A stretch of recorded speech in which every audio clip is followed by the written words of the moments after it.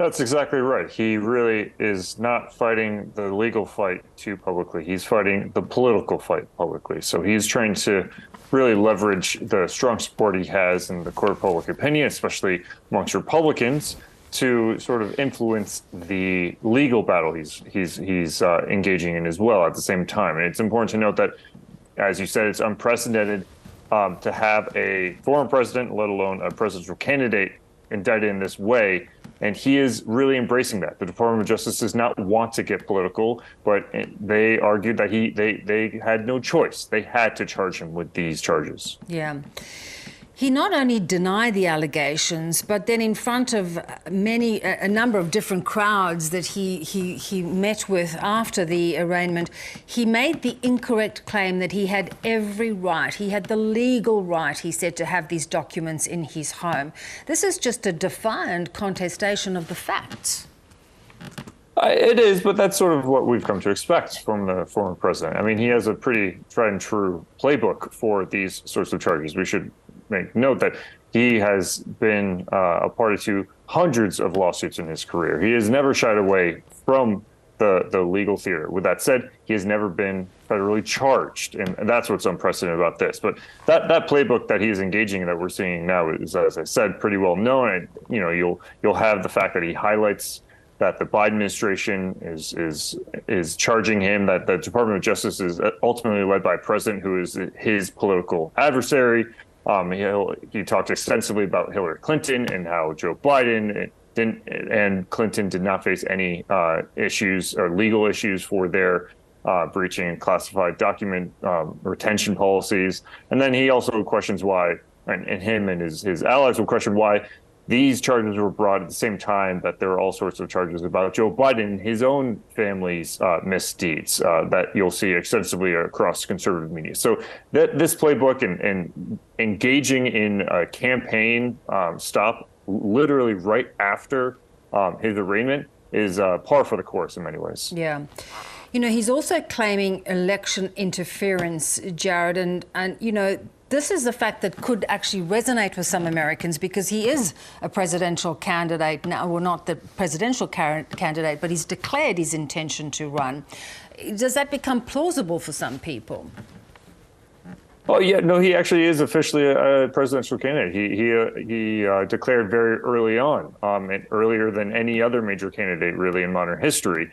And that's in many ways, in my opinion, partially due to the fact that he's facing so many legal battles and due to the fact that he is embracing the sort of interesting and untimely and difficult nature for the Department of Justice to try to prosecute him while he's a political candidate. The issue at hand here is that the Department of Justice wants to stay apolitical as best as it can. It does not want to engage in these political fights. It does not want to have its name tarnished. But as you read in a 49-page indictment, which Trump's own former attorney general called pretty damning, the case against Donald Trump for in regards to these documents is as the Bill Barr said, pretty damning. It's pretty clear. It's a slam dunk case, according to many legal experts. And so that reality is just hard to avoid.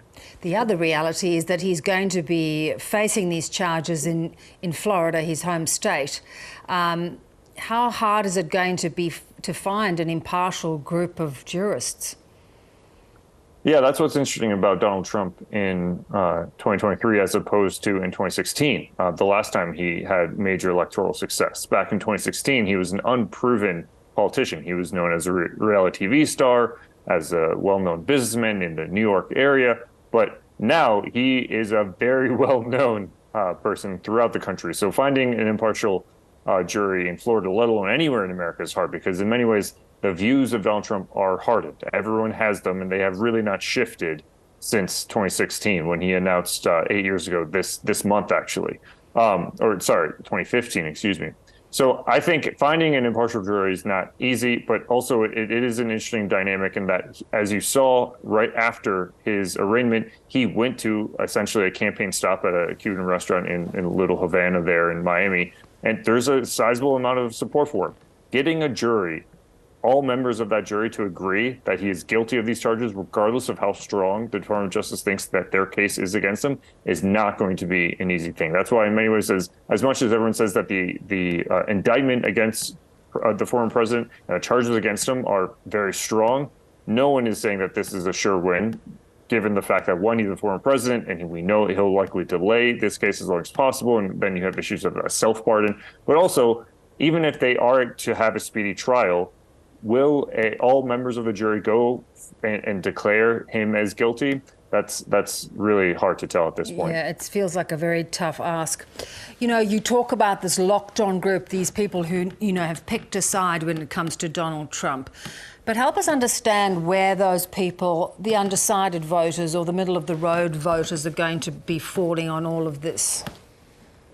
That's a great question, because back in 2016, we may remember that basically, if you look at the Electoral College, which is the way that Donald Trump defeated Hillary Clinton, it was not in the popular vote because Hillary Clinton received far more votes. It was in the Electoral College. And if you looked at about 70,000 votes spread across a few states, Hillary Clinton would have won that election. Now, if you look at 2020, when Joe Biden defeated Donald Trump, it was about 45,000 votes. It was even a slimmer margin in the Electoral College.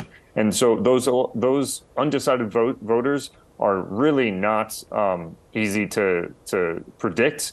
But with that said, looking at all the polling, on the whole, it looks like if Joe Biden, as we expect, is the candidate in 2024, and Donald Trump is the candidate in 2024, most polling would predict that Joe Biden would win again. But again, it's very early days, and we're still not sure. There's so much sort of unpredictable in American politics. Jared, always good to have you on. Thanks so much. Thanks so much.